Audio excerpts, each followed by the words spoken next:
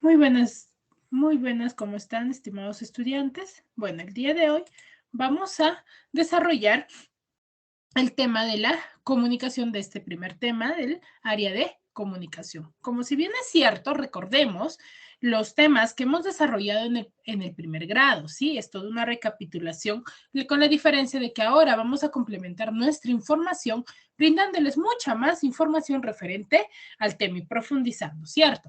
Para ello vamos a empezar con la comunicación. Recordemos que en un inicio dijimos que la comunicación es aquella relación que nosotros vamos a entablar con otra persona para poder expresar nuestros pensamientos, nuestros sentimientos, nuestras preocupaciones o todo tipo de acto que nosotros deseamos comunicar, ¿cierto? Eso es la comunicación. ¿Qué nos dice acá? Ese proceso mediante el cual nosotros vamos a transmitir una información de una entidad a otra. ¿Qué quiere decir de una entidad a otra? Cuando nos comunicamos con otras personas, ¿no es así? Y tradicionalmente, como les decía, se le va a conocer como aquel intercambio de pensamientos, sentimientos o cualquier otro tipo de información que nos vamos a comunicar mediante el habla a través también de la escritura u otro tipo de señales.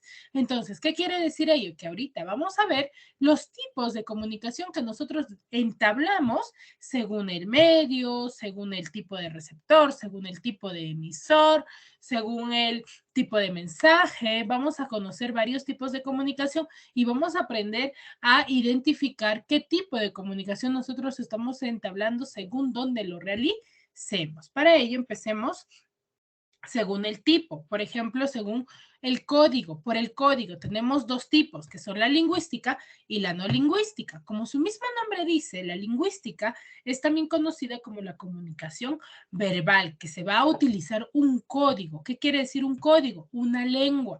Por ejemplo, ¿no? Nosotros para poder entablar una comunicación eficaz o una comunicación en la que nosotros nos entendamos, debemos manejar el mismo código. ¿Qué quiere decir eso? El código español, por ejemplo.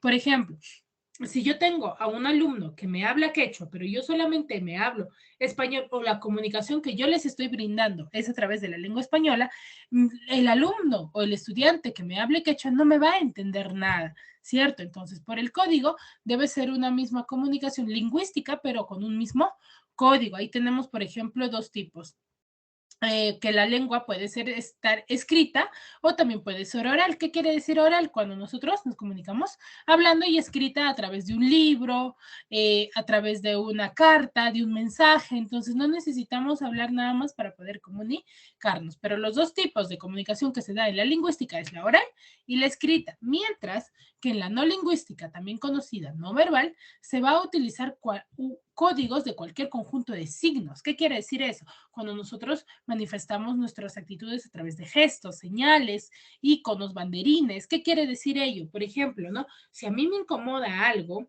y no me agrada algo, yo me voy a mostrar molesta, pero no voy a necesitar hablar, simplemente voy a cambiar de rostro y ya la persona me va a poder interpretar. Entonces, a esa interpretación que hay entre dos personas, se le conoce como una comunicación no lingüística, porque es a través de gestos, porque yo no estoy hablando para poder comunicarme.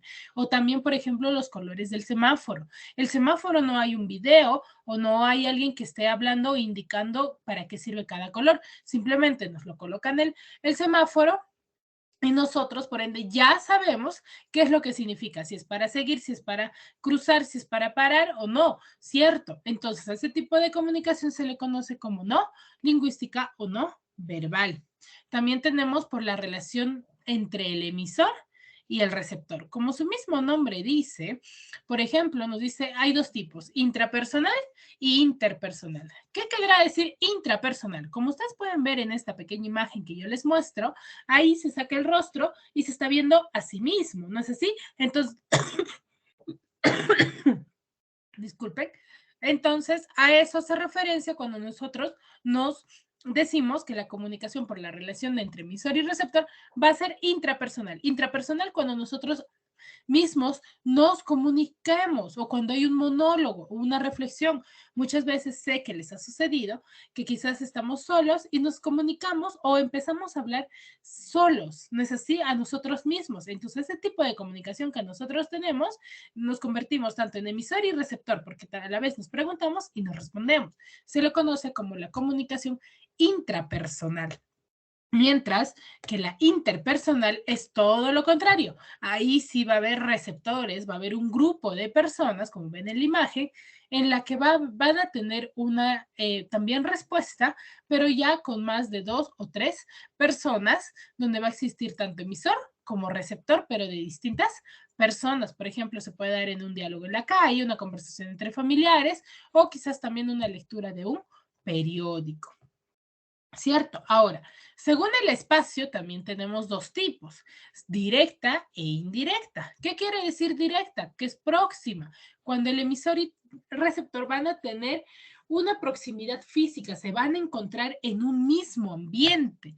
Por ejemplo, la de nosotros es indirecta. ¿Por qué? Porque nos estamos comunicando a través de un video, pero no estamos físicamente en un aula, por ejemplo, ¿no?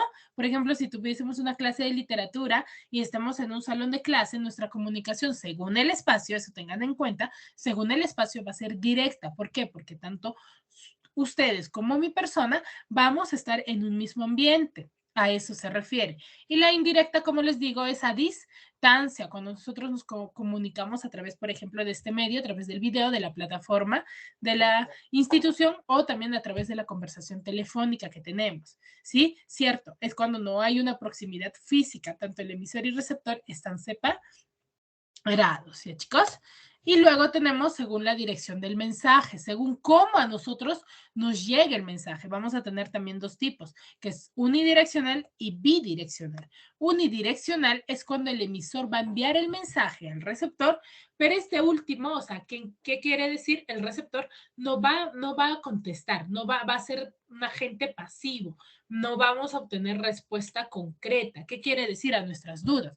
Por ejemplo, ¿no? Cuando yo estoy leyendo un periódico y quizás tenga una duda, ¿por qué escribió tal autor ese artículo? No voy a tener respuesta del escritor o del autor de ese pequeño artículo, ¿cierto? Simplemente voy a absolver mis dudas de manera sola. ¿Cierto? Entonces, a ese tipo de comunicación se le conoce como unidireccional, donde nuestro receptor va a ser pasivo y no nos va a contestar. Ahí tenemos la lectura de un periódico, la contemplación de un programa de televisión, como les decía, ¿no? Por ejemplo, si yo estoy viendo en la televisión un programa y yo quizás reniegue porque quizás pase algo o quizás quiera refutar algo según lo que está sucediendo en ese programa de televisión, pero no voy a tener yo al receptor o al director de dicho programa para yo mostrar mis actitudes o para yo refutarle, ¿cierto? Entonces no tengo respuesta. Ese tipo de comunicación se le conoce como unidireccional, mientras que la bidireccional es todo lo contrario. Eso sí sucede cuando va a haber un emisor y receptor, pero van a intercambiar mensajes, por ejemplo, la de nosotros, ¿no? No nos estamos viendo, pero si tienen dudas, me escriben y van a obtener respuesta de mi persona. A ese tipo de comunicación se le conoce como bidireccional. Y luego tenemos según el tipo de emisor.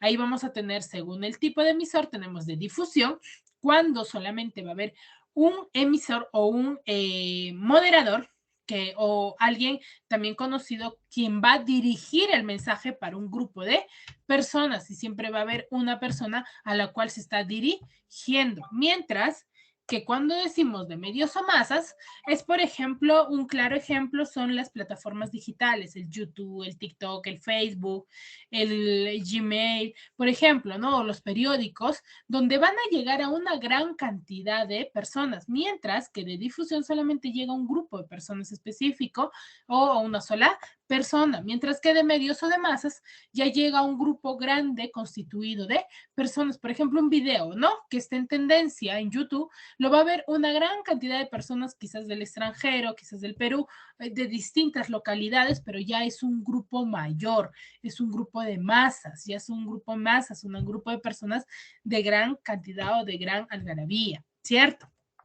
Entonces, Entonces, espero que les haya quedado claro referente a los tipos de comunicación que nosotros tenemos en la relación según el tipo en el cual nos comuniquemos, ¿no? Tenemos según el tipo de emisor, tenemos según la dirección del mensaje, cómo nosotros nos llega el mensaje, tenemos también según el espacio, ¿no? Si nos encontramos en un solo lugar o lejano, también tenemos dos tipos, también tenemos la relación entre el emisor y receptor y según el código, ¿cierto? Espero que les haya quedado claro este tema. Es bastante práctico, es bastante ligero, está fácil de comprender. Cualquier duda, inconveniente que tengan, no duden en escribirme para yo poder absolverles las dudas respecto al tema y al área, ¿sí? Que tengan un bonito día y cuídense mucho. Nos vemos en una siguiente oportunidad, en una siguiente clase. Cuídense mucho.